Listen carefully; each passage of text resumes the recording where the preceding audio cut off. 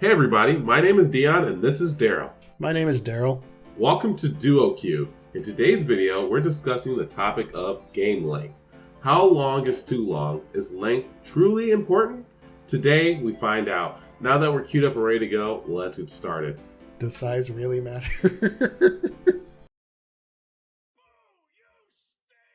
We're going to start real quick with some game length examples of games that we've either played or have heard enough about and give you the gist of how long each of these games tend to take, just to give you an idea of how, if you never really paid attention to game length before, how long these games can actually take to clear, because they could take up a lot of time, especially if you're busy, right, Dion? Mm-hmm. So these averages are what we've gotten from howlongtobeat.com. Great site if you want to double check that site whenever a game comes out, if you want to know if you'll be able to beat it in a week or not. So The Witcher 3, for example, is only 51 hours if you play the main story on average.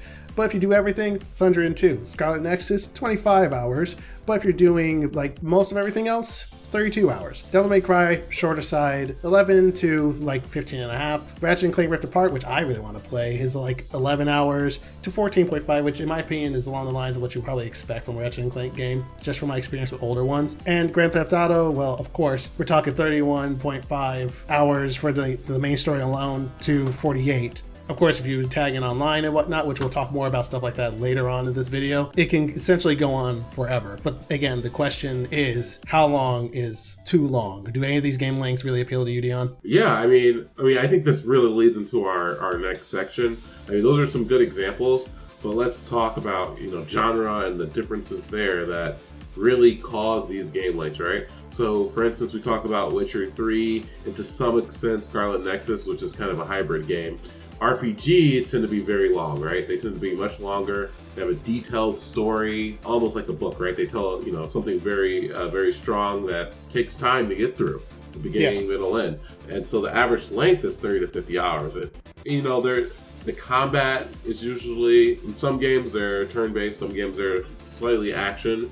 You're building your character over time, you're leveling your character up. That's the big staples of RPGs, and it lends itself to a longer playtime, right? Correct. Versus a game we mentioned like Devil May Cry 5, which is, we said 11 hours just main story, which is, we beat that game pretty quick, and it's shorter. It's an action game, right? So you learn new skills and everything. It's really fast paced, but because of the way the game's set up, it's usually a shorter experience in action games. They're quicker. To avoid the repetition for action games, I think they get really repetitive very fast because there's not as many deep systems. There's usually combos or something like that keeps it exciting. But then the average length for those type of games, 8 to 16 hours. So they don't go too long because they don't want you to kind of get bored because there's not additional mechanics that you really need to learn. And the same can be said for adventure games, which, piggybacking off of what you said a little bit, tend to be a blend of, they can actually be a blend of like RPGs and action games sometimes. Now, another part that I really want to hammer home on is that this all very much depends on the game. It varies from game to game. For the likes of, say, like Persona 5 or any Persona for that matter, you have these games going on for about 100 hours or a little more depending on how slow you're actually going. But the game will be introducing new things as you go to make that time feel more fresh and whatnot. But games don't just do that for things that you're doing in the midst of a game, which RPGs tend to do a lot, especially JRPGs, but they also add to the experience afterwards. Let's talk about that real quick. So let's hit the experience during, because I think that's the first one. During a game, a lot of games, let's go Persona. Persona is a great example. There's so many systems and mechanics to that game. They can't just hit you with everything at once, right? No. So as you're progressing through the game, they hit you with these new systems throughout, and that's what adds some of the freshness to the game. Like, oh, okay, now I gotta think about this. Oh, okay, this is a new aspect of the combat. Oh, I have to build these relationships with these characters, right? So it's just adding and adding and adding, and that's how that game kind of expands its systems and allows the game to go for the 100 hours and not be bored at hour 20, right? Because that's the risk you run. Versus even like Ratchet & Clank, I think is a great example, right? You get new guns throughout the experience. You're chasing a gun, right? You see a gun, they like show you a new gun that you can get, but it costs a lot of money. You gotta save up for it. Yep. Okay, so what do you need? Guns.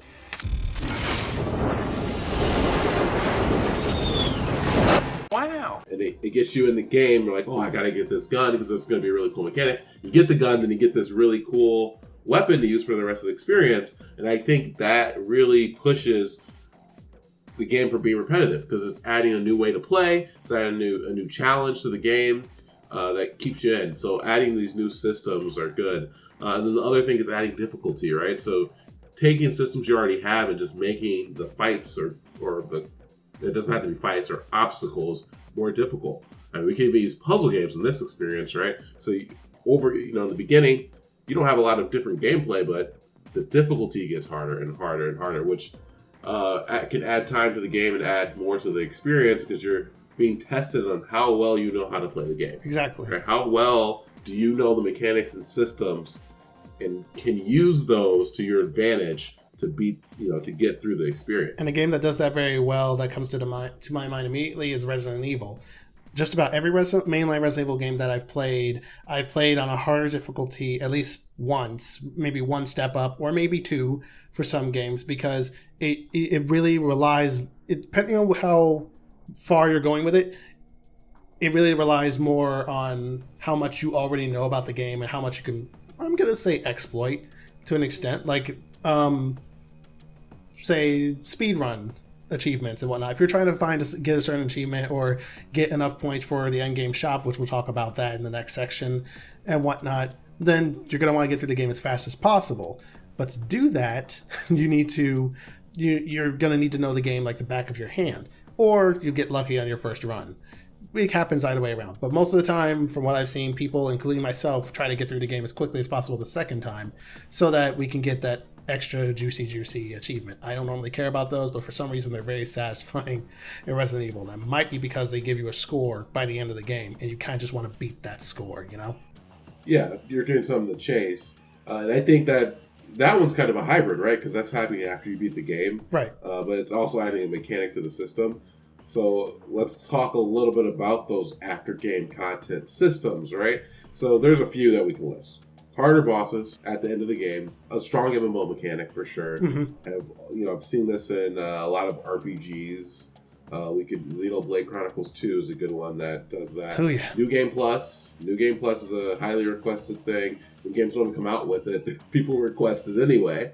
Let you keep some of your materials or your level and let you play a higher version of the game where you're defeating higher level enemies, but you have more skills. So it can be a lot more exciting because you're learning to use some of the harder stuff that you get towards the game. And sometimes it's just really satisfying to slap that enemy around that you fought and struggled against at the beginning of the game. And you're like, I'm on New Game Plus now.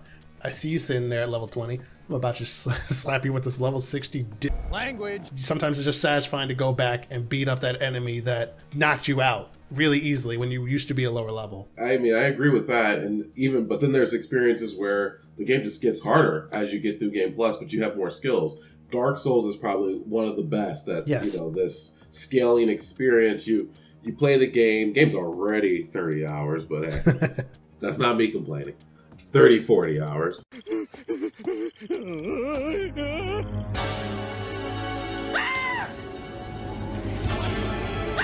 So you beat the game and then you do New Game Plus and the game's harder, but now you have more skills and new ways and you're learning more about the game, and the game is like even still challenging and still challenges you to get better. And I think, that's nuts, and what a great job they do. But that is how, they're using New Game Plus as in extending the length of the game. So the game is already 40 hours. Now it's 60. Now it's 70. Now it's 80. You're getting more out of it, but you're really invested. Yeah. And it gets people invested. Some other options, explorative quests. So this is usually just some in-game quest to explore the world or to learn more about the lore. That can be something that people use. I don't have a great example of that one off the top of my head. Multiplayer is a big one. The Ghost of Tsushima. Anyone say Ghost of Tsushima? That's that one. Add in multiplayer later, and that extended the experience of the game. I haven't played it fully. I've seen gameplay of it, and a lot of people say it's good. Final Fantasy 15 did the same thing with its comrade system. Also didn't play it, but they did the same thing. They added a multiplayer to extend the experience of the game, and I'm talking exclusively when you're saying a single player game adding multiplayer to like a DLC or a piece of the game at the end. Then you have leveling. This kind of goes hand in hand with other, with in-game bosses, but just let you get a lot stronger, and then you can beat things that you couldn't beat before. You can run through stuff. And sometimes that'll come in the form of gear and whatnot. If you don't level literally in the game, like in like MMOs, you might get end-game gear that you can only get after you beat the base game. Exactly, which is usually like super cool. I know Gears of War did this, or Gears of War. Sorry, God of War. Dumb. The newest God of War. The newest God of War had a system where you go into a different world and they didn't call it world, but a different dimension, and then you could get good gear, grind with good gear, and then you could beat the Valkyries. I honestly did not do that, but you can. It'd be like that. And then in-game shops, which I think we've alluded to, which is definitely a Resident Evil thing. So it's all you, Daryl. Yeah, essentially at the end of the Resident Evil games, you'll typically get the opportunity to unlock new weapons and new, I don't want to say gear, but new cosmetic items, concept art and stuff like that if you like to flip through that, and models that you just stare at. So that creepy thing you saw in the closet, you get to see that in more detail if you want to buy that with any points you acquire at the end of the game.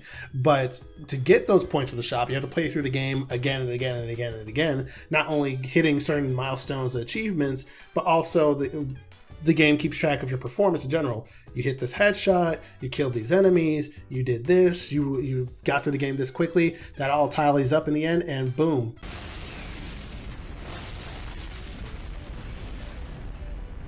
You got some points to spend on some fun stuff. It gets ridiculous. There's a freaking lightsaber in Resident Evil Village. I haven't finished my second playthrough of it yet, because I'm gonna go back later. Just there's a lot of stuff to get through right now. Doctor, I can't in good conscience. Now there's no time, man. We'll have to improvise. But other games do things similar, but they use like cosmetics or something like that. Correct. That are cool. And that's not. I know Resident Evil has that playthrough multiple times because the game is a shorter length. Some games are just do this special content, like Wave Clear or something. That works as well. Now. Oh wait, there's another one as well. Actually, real quick before we get to our final thoughts and whatnot. Hitman, the recent Hitman games, do that where you can finish the main line story. I haven't done 3 yet, and I haven't finished 2. But I know in the first, the Hitman 2016, I think, game, once you finish the base stuff, there are updates and whatnot that give exclusive missions, this thing, other, just for the sake of the challenge, or timed missions that feature cameo appearances from different people. And this thing, I remember one that was Sean Bean, I think, or Sean Ben. How do you say his last name? I say Sean Bean. Correct me if I'm wrong in the comments. I probably am. But I remember one with Sean Bean where he was essentially taunting you the whole time, saying, "You think you can kill me? Do your best. Do your best. See if you can get me," or whatever. And this thing, and I'm like, "You're Sean Bean. You die in everything." So it's just a really funny thing they did. But Hitman is one of those games where you play for the challenge and the extra content that you get over the course of a couple months or so as it goes on, some games have battle passes and this thing, other, or roadmaps, season passes is what I was thinking about, where they'll give you more content, more DLC, more ways to challenge yourself, and that's what Hitman does as well. So sometimes the end game content is literally just, you don't get anything new necessarily, or new in the sense of a weapon or gear. Sometimes it's just a new challenge if you're willing to challenge yourself, which kind of falls under difficulty. Yep. Well, let's give our kind of final thoughts. I'm going to go first. So for me, I feel ideal game length is hard to determine. And this is because of the genres and because of how good games can be at adding different mechanics. And different genres can get away with different lengths of games, right? RPGs are not going to get away with a 5-hour game, but they can get away with doing a longer game if they want to, right? They can't do anything short because it's not acceptable. Yeah. Because other games do longer and they're exciting the whole way through. I believe the key is to keep the content fresh and exciting throughout the experience so that players feel like they're getting their money's worth. Once the player starts to experience and it gets too repetitive after some time, it can be hard to keep all the players engaged. For me, most games past 40 hours for main story can start to drag. I'll say Persona 5 is probably one of the games that don't do that for me, but most games do. MMOs also I can get through and I really enjoy. But other games, it starts to drag. Assassin's Creed is a great example where just after a little bit of time, and after like 40 hours, once I hit 40, I was like, okay, I get it, but I'm ready for the game to end, and it felt like filler, so adding that doesn't help. Yeah. And in my case, the ideal game length for me is a tricky thing to discuss because, much like Dion, it depends on the genre, it depends on the game I'm playing, and for me, it depends on where I am in my life at the moment, if work is getting in the way, or if I'm on vacation and just don't want to deal with any technology at all, whatever. But otherwise, I'd say for me, if I had to give an arbitrary number, 16 to 20 hours is generally fine if I'm trying to get it done within a week. Otherwise, I can swing maybe 20 to 40, but at that point, I'm including the likes of RPGs, especially JRPGs, that demand your respect and attention. Alrighty, I think that's all we got for now. Thanks you all for stopping through to listen here at DuoQueue. Please let us know how you feel about the discussion today, and feel free to comment and give us a few comments and add to the discussion. Don't forget to share and leave a like. Next time you're waiting for a party or searching for a lobby, feel free to tune again while you wait. See ya! Later. And remember, it's not the size of the game that matters. It's what you do with it.